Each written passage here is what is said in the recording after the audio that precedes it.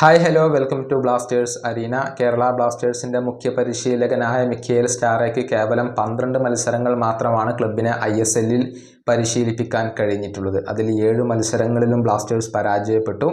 ഇതോടുകൂടി Blasters management അദ്ദേഹത്തെ പരിശീലക സ്ഥാനത്ത് നിന്ന് പുറത്താക്കിയിട്ടുണ്ട്. ഇക്കാര്യത്തിൽ 2 അഭിപ്രായങ്ങൾ ബ്ലാസ്റ്റേഴ്സ് ആരാധകർക്കിടയിൽ നിലനിൽക്കുന്നുണ്ട്. പക്ഷേ സ്റ്റാറയെ പുറത്താക്കിയതിനോട് വിയോജിപ്പ് പ്രകടിപ്പിക്കുകയാണ് പല ആരാധകരും ചെയ്തിട്ടുള്ളത്. ഏതായാലും നാട്ടിലേക്ക് മടങ്ങുന്നതിന് മുൻപ് ഒരുപാട് കാര്യങ്ങളെക്കുറിച്ച് സ്റ്റാറെ സംസാരിച്ചിരുന്നു. തന്നെ പുറത്താക്കിയത് ഒട്ടും ന്യായമായ കാര്യമല്ല എന്ന് സ്റ്റാറെ ഇപ്പോൾ വിമർശന രൂപേണ പറഞ്ഞിട്ടുണ്ട്. മാത്രമല്ല, ഈ മോശം നിലക്ക് താൻ മാത്രമല്ല ഉത്തരവാദിയെന്നും ക്ലബിനകത്ത് പലരും ഒഴിഞ്ഞു പോവേണ്ടവരാണെന്നും അവരൊക്കെ ഒഴിഞ്ഞു പോവേണ്ടി വരുമെന്നും ഇപ്പോൾ സ്റ്റാറെ പറഞ്ഞിട്ടുണ്ട്.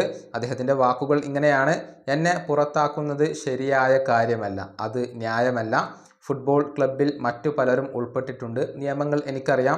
ശരിയാണ്, ഞാനൊരു പരിശീലകനാണ്. പക്ഷെ ഇതിനെല്ലാം ഉത്തരവാദികളായ മറ്റു പലരും ഇവിടെയുണ്ട്. അവരെല്ലാവരും ജോലി ഉപേക്ഷിച്ചുകൊണ്ട് പുറത്തേക്ക് പോവുകയാണ്. ഇതാണ് സ്റ്റാറെ പറഞ്ഞിട്ടുള്ളത്. അതായത് കൂടുതൽ ആളുകൾ ക്ലബിൽ നിന്നും ഇനി പുറത്ത് പോയേക്കുമെന്നുള്ള ഒരു സൂചനയാണ് അദ്ദേഹം നൽകിയിട്ടുള്ളത്.